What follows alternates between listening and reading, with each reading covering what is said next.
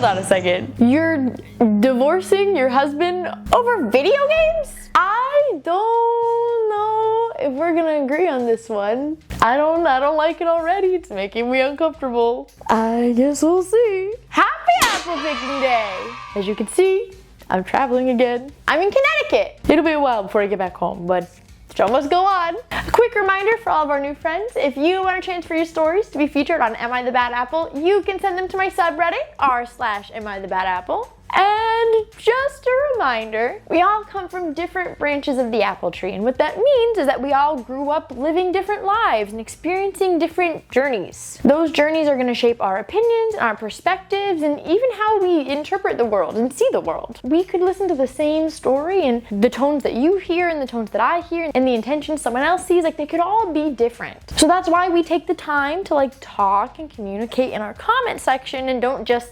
attack people. It's constructive communication. So without further ado, let's get started with this week's episode of Am I the Bad Apple? Let's go apple picking! Apple number 1. Am I the bad apple for refusing to leave a wedding just because of my white dress? A few months ago, I attended a close friend's wedding with my husband. I wore a yellow dress.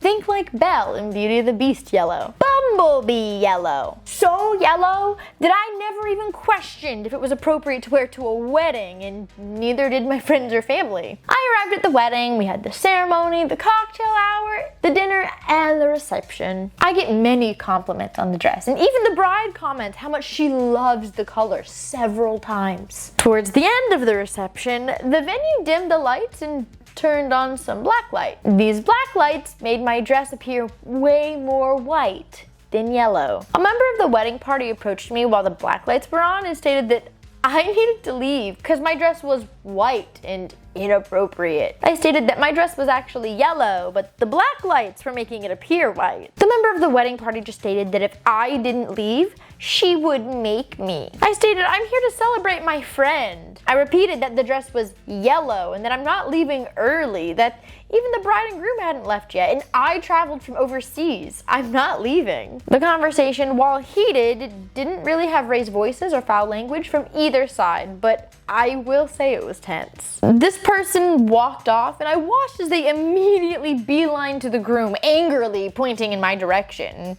The groom just shrugged and continued to dance. The next morning, I was approached by a different friend at breakfast, not in the wedding party, who stated that they heard what had happened and I should have just left when asked because it made people uncomfortable, and that I made it all about me partying rather than respecting wedding etiquette. I felt incredibly embarrassed about this since. So, am I the jerk for not just leaving the wedding when asked? No, it was yellow. It wasn't white. So who actually goes ahead and checks to see if their dress is a certain color under a black light?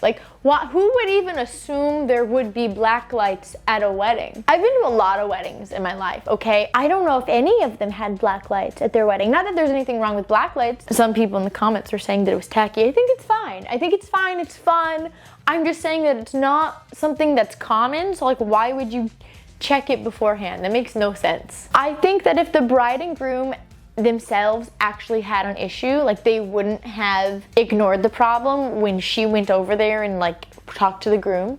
Because here's the thing, if the bride and groom were the ones that actually had a problem, that to me would be a different story. But the fact that the bride and groom never even said anything, and you know that they didn't, because when OP didn't listen to the wedding party member, she went to go tattle to the groom, and he didn't care. So that means she took it upon herself to say something first, which is a little weird to me in general. I've been in a lot of weddings lately, okay? And yes, if I was at one of my best friend's wedding and I saw someone walk in with a white dress, yeah, your girl might go a little clumsy with some red wine, because I would so do that for my friend if that was something that they cared about. If they were genuinely upset and felt offended and felt that this was something done on purpose, absolutely. I wouldn't take it upon myself to just decide, I would talk to them first. But even so, like, this is what, the last hour of the reception, and it's black light. Like, I can definitely see the bridal party person going up and saying like, hey, what's up with your dress? And the moment they were like, oh, it's yellow, it's just the lights. Oh, okay, cool. Sorry, my bad, no problem. That would make sense to me. I would do that for sure. And I'd be like, oh, my bad, girl, you look great, and carry on for the rest of the night. But to like insist that because the special lighting that they have makes the dress look a certain way, like, what?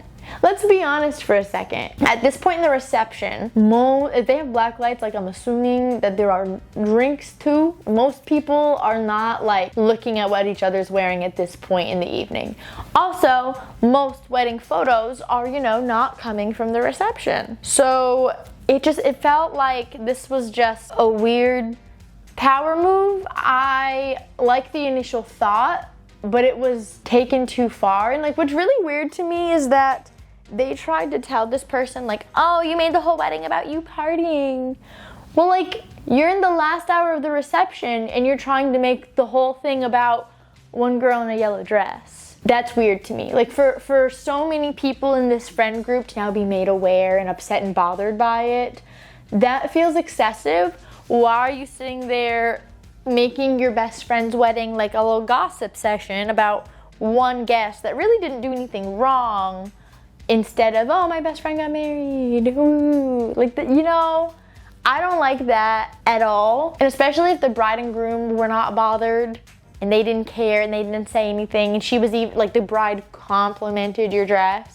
That, yeah, unless I'm like, it's very possible there's information that we're missing, but I don't like it. I'm going good apple. I don't like this whole situation. It makes me uncomfortable. Not a fan. Apple number 2. Am I the bad apple for calling a woman ugly? I, 36 male, am involved with an online group revolving around a hobby that we have in common. Well, a woman in this group recently has expressed interest in me, and I let her down gently by telling her she's not my type. I thought that would have been the end of it, but she just kept asking why. I responded that I think it would be best if I didn't elaborate, and she should just accept that I don't feel the same way as her. She insisted that she really wanted to know. Probably should have just blocked her at that point. But since she was just so insistent, I said it was a lack of physical attraction. She just isn't my type in that regard, but there are likely other guys who would feel differently, and she should try her luck with someone who isn't me. Well, then she got upset and called me shallow, insinuating that I called her ugly, or insinuating that I wasn't straight, and demanded to know what about her is so bad. I got angry at this point, and I just said, I'm not attracted to you. The thought of doing anything with you repulses me on a visceral level. Well, she didn't like that. She then decided to post screenshots of that part of our conversation in the group chat, and opinions are mixed. While a lot of people think that she should have respected my right to reject her, some people think that I should have been more sensitive to her emotional state. But the thing is, I tried to do that at first. It wasn't until she kept pushing that I decided to be blunt, so am I the bad apple? No, this is literally something that I think is the same for both men and women, and I think it's really gross that some people just don't take no for an answer. Like, it's even an entire bit when it comes to, a lot of times women, it really can be for anyone, as you can see, like when you go to a bar and someone asks you out and you're like, no, I have a boyfriend, I have a girlfriend, I blah, blah, blah, and people are like, oh, no, you don't. Oh, I don't believe you. Oh, it's just an excuse. Oh, blah, blah, blah, blah. No, like, no should just be enough. You shouldn't ever have to give that kind of explanation. If you say no, I'm not interested, you're not my type, that should be a line in the sand. To be completely honest, asking for elaboration is just going to hurt your feelings. Like, I don't understand what this woman thought was going to happen. Like, hey, you're not my type, I'm not interested in you. Why? What do you mean why? Why would you ever want someone to list out what they don't like about you or what they find unattractive about you? Like, I don't know, I don't understand what you're looking for. Like, you were clearly looking for something specific. I just don't know what it was. Unless you were looking for a reasoning that you thought that you could gaslight them out of or manipulate them out of, like, which is also gross. It's gross when guys do it, it's gross when girls do it, it's gross when anyone does it. So, to be honest, doesn't even matter who it is, guy, girl, whatever, I think that if someone won't take your no for an answer and you have to resort to hurting their feelings to get them to leave you alone, I don't feel bad for them. If they can't respect your no, if they can't respect what you're saying, your decision for yourself, like, no means no. And if you don't respect that, that's hurting their feelings. Like, that's feeling like their decision for themselves isn't good enough, isn't valid enough. So no, if you can't like respect their feelings enough to take their no for an answer, then you can't get mad when they turn around and hurt your feelings and say, no, I don't like you. I don't want to go out with you. I don't want to be with you. I'm not attracted to you. Here's all the reasons why. You wanted to know why? Here's why. You can't ask for the why and then get upset when you get the why. I'm just gonna go good apple. And some of you guys might not agree with me, and you know what? That is your, I can't even think of the word. That's your prerogative. There it is. Apple number 3. Am I the bad apple for making my son's teacher uncomfortable? My son Sam had his 9th birthday today, but we're having the actual party tomorrow night, which is basically just a sleepover at our apartment with 2 friends. One friend is in his class and the other is in a different class. Same school, just different teachers. Before my son even got home from the bus today, I got a call from his teacher. We'll call her Lorna. Lorna requested that the party involve all the students in the class. She learned about the party because it came up as the class wished him happy birthday and asked him what he was doing to celebrate. At first I politely refused, saying that not reasonable, but she insisted to make sure nobody was left out. I said, you have no say who is or isn't in my home, and even if you did, my apartment simply can't accommodate 32 kids and their guardians. She says that because one of her students are involved, she does have a say, and that I should have the party somewhere that can allow all the students, because no one wants to be unincluded. I was ready to either hang up or tell her off, but what she said at the end sparked an idea. I told her, okay, Lorna, what's your address? She paused and she asked, why? I told her, hey, since you think that you have a say and you want all of your students to be a part of the party, we might as well have the party at your house. So go ahead, give me your address. There was a pause, and she said, that's not exactly what she had in mind. And I said, no. You want everyone to attend? You think that you have a say in who comes to my kid's birthday party? You're gonna be the one to make it work out. So if you want everyone involved, figure it out. And I hung up. I think most of you would be on board with me if that's where I stopped.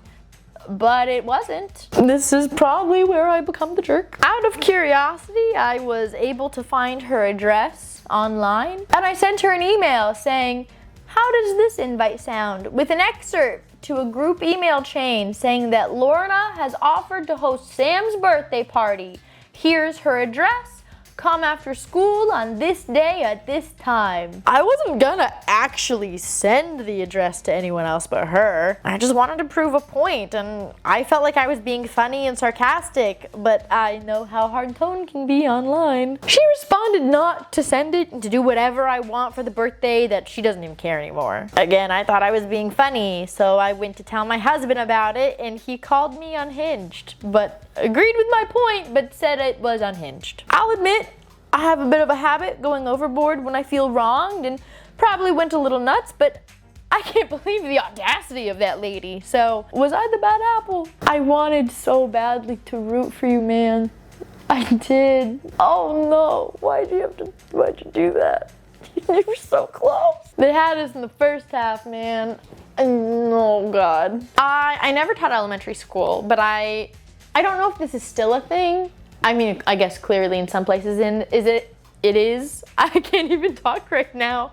I mean more like, I don't know if it's like super common still these days, nowadays, but I know that it used to be a big thing for like schools to expect that all the kids get invited to the birthday parties. And I agree, like that's so unrealistic. Like not everyone can physically fit a class of 30 in their home, let alone not everyone can afford to feed 32 kids and their guardians for an evening. Like that gets very expensive very quickly. I've never been a fan of that. I know we had a lot of stories like that a long time ago. We haven't had one of those submitted in a while. Well, I guess one of these before now. But no, I agree, like that's so unrealistic. And for the teacher to get involved, like just really insert herself when it's one kid, I definitely think that the teacher is out of line there, for sure. And I agree, like making it a point of saying like, oh, what about your house? You want them involved so bad, you decided to insert yourself into this situation. Yeah, you want to have it at your house.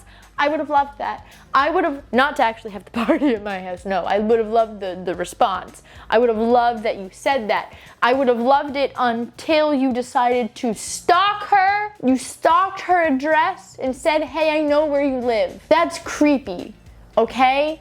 That, like, you just made that woman feel unsafe in her home. And yes, she pissed you off.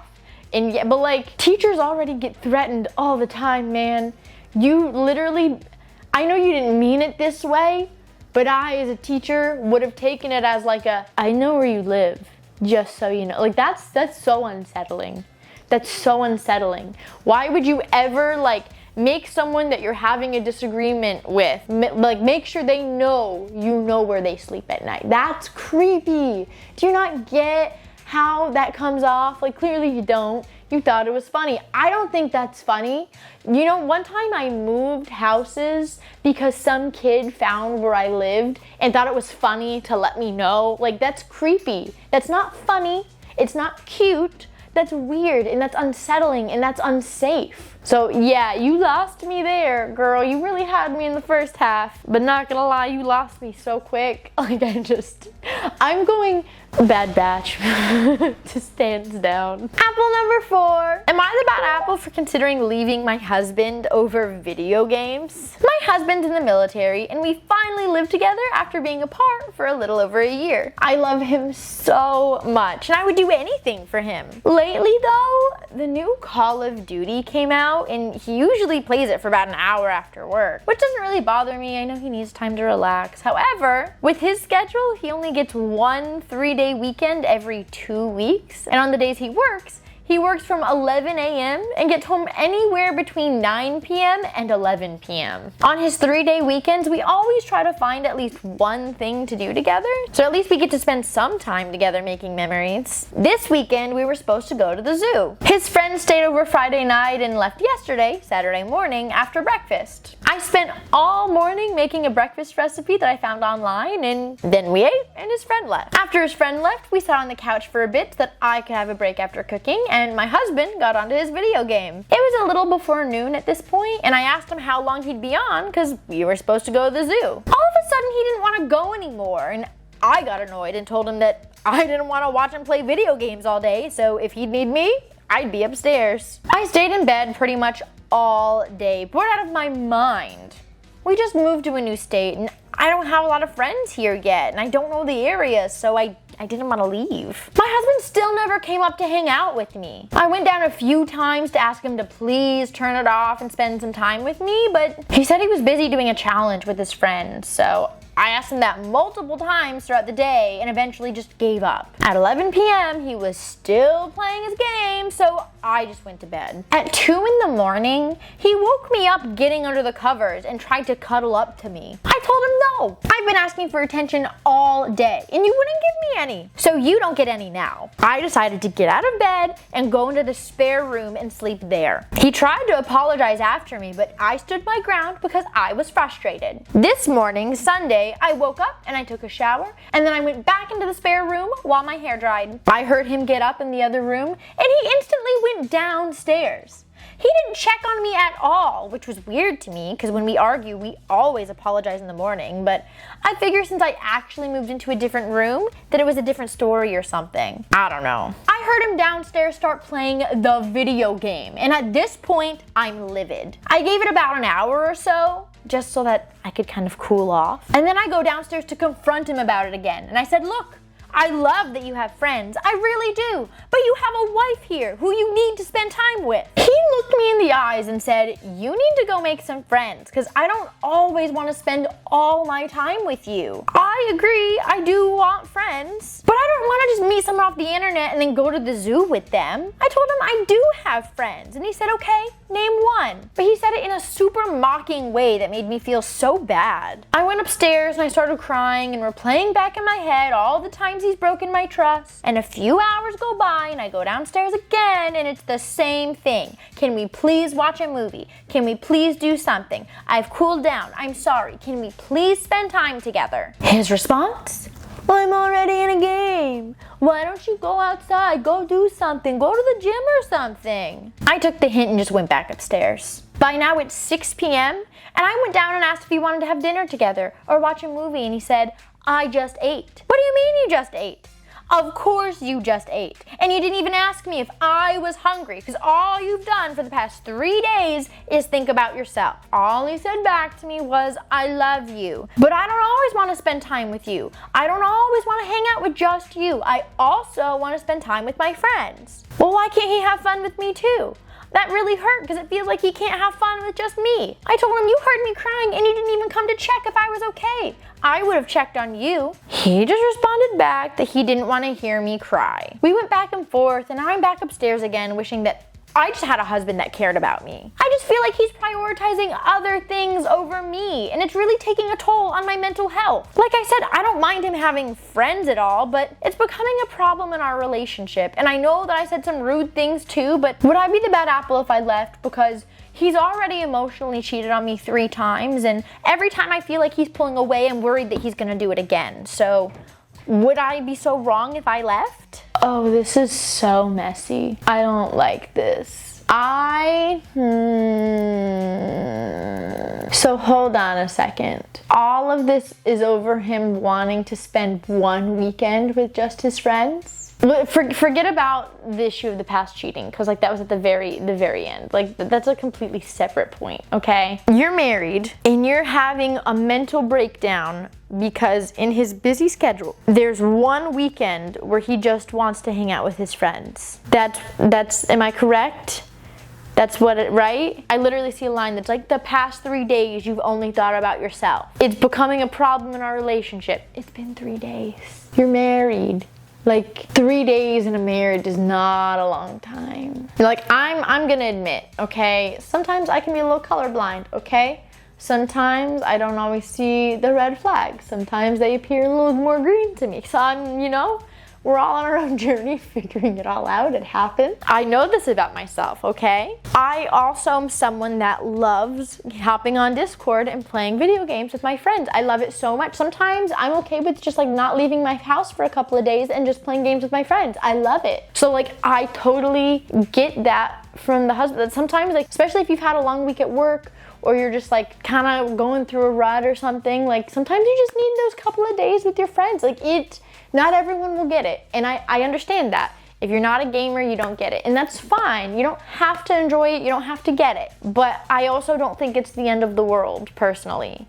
And I know there are gonna be some people that say like, well, that's the only time they get together. Okay, but I also do agree with him that like, you can't be everything to someone, right? For him to say, I love you, but I don't always only wanna hang out with you. Like, if the only free time that he gets, he only spends time with his wife, or he only really gets to see his wife, like, he has friends too. And like, yes, he had a friend come over Friday to Saturday, and then Saturday to Sunday, he wanted to hang out with a different friend group. Like, sometimes that happens. I personally don't see anything wrong with it. You can't be everything to someone. For him to be unavailable to her for 3 days and for that to be the end of the world and the start of a mental breakdown, that's a problem, right? I think that's a problem. And I think personally for her to like remove herself from their bedroom because for one weekend he just wanted to play video games, like, let's be honest. It's not even like he's like, I want to go out to the bars with the guys. He's downstairs on the couch playing video games with the guys. Like, he's not, as far as we know, he's not going out and doing anything crazy. And she did mention that he was emotionally unfaithful a few times. I didn't look at all the comments about what that meant. She said it was never physical. I don't know what that means. I don't know what that entails. But I'm saying that, like, if you're gonna move yourself into a spare bedroom because he wants to just play video games for a couple days, that he like has free time for the first time in a while, that to me, it feels very manipulative to, oh, well, I wanted him to spend time with me and he didn't, so I huffed and puffed and went and cried upstairs and he didn't even run after me. Well, like, I feel like a lot of this is for show to get a reaction out of him. And I'm not necessarily saying that he shouldn't have checked in or whatever, but I can at least see that I want to spend time with myself, with my friends, okay, let me at least go like put my arms around her when we fall asleep to remind her that I love her. Oh, she's going into the spare bedroom. I guess she wants space. I'll give her space. Like, you've been asking for the attention, and then when he tried to give it to you, you went into the spare bedroom, and then he tried to give you the space, and that wasn't right either. Like, I just feel like there's a lot of lack of communication, and I'm not saying that I think he's perfect, because I'm sure there are flags I'm missing, because I feel like there's something I'm missing, but you know. It's fine. But I'm saying that this just feels like a very toxic dynamic to me, and I don't get good vibes. You know, maybe that's just what I'm sensing. I'm just sensing really bad vibes. And for you to like, I saw down in the comments that she's like, well, I keep telling him it's hard to trust him, and he keeps telling me I have to move on. Yeah, if your significant other cheats on you and you decide to take them back, you made that decision. If someone that you're with makes all these bad decisions and you decide to stay, you don't get to hold that decision over their head forever. Not that the cheating is okay, not that the lying is okay, and like none of it's ever okay.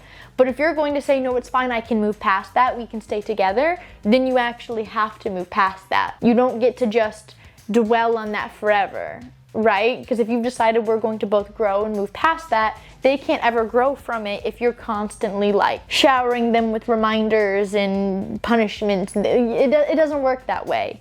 And I'm not saying that you should move past it. I think that if someone's unfaithful, you leave. No ifs, ands, or buts. Like if you decide against it, that's your decision. It's not mine. But if you're going to, that's your decision. You make it and you stick with it. It is what it is. But this whole thing just feels really messy. I don't like it at all.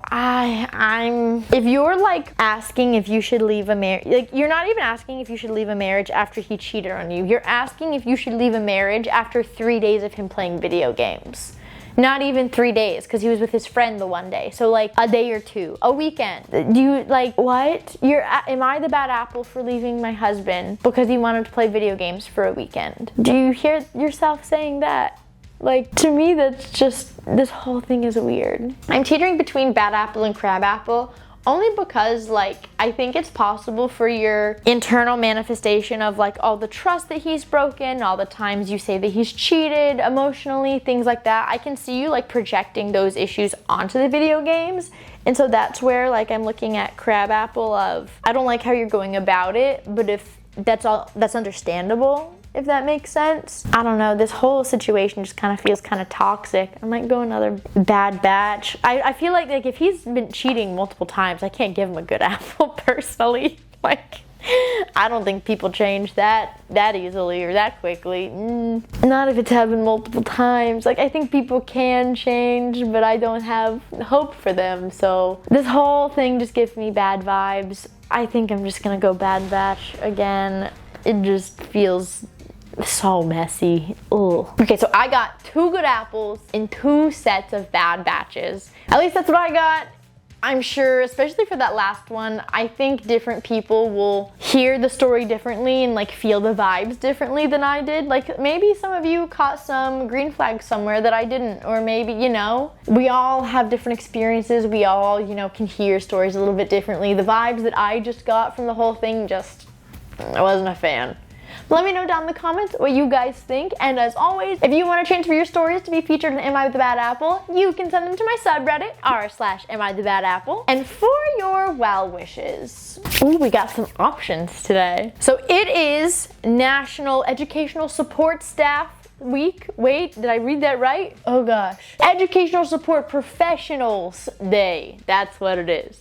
Whether you're a para or a teacher assistant, a speech therapist, counselor, whatever it is that you do, thank you. It's your day. We also have National Peanut Butter Fudge Day, so do not fret if you are not an educational support professional.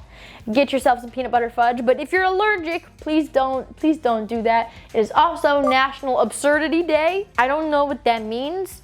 Do something absurd, not something illegal, and not something that'll get you in trouble, just something silly.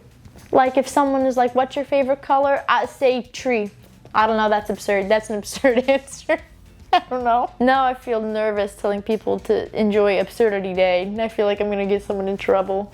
Don't do that to me, please. Let me know down in the comments which one you are celebrating today. I might go find me some peanut butter fudge. Thank you all so much for hanging out with me today. I hope you have a great rest of your day and hope to see you all next week. Bye, my lovelies. Mwah.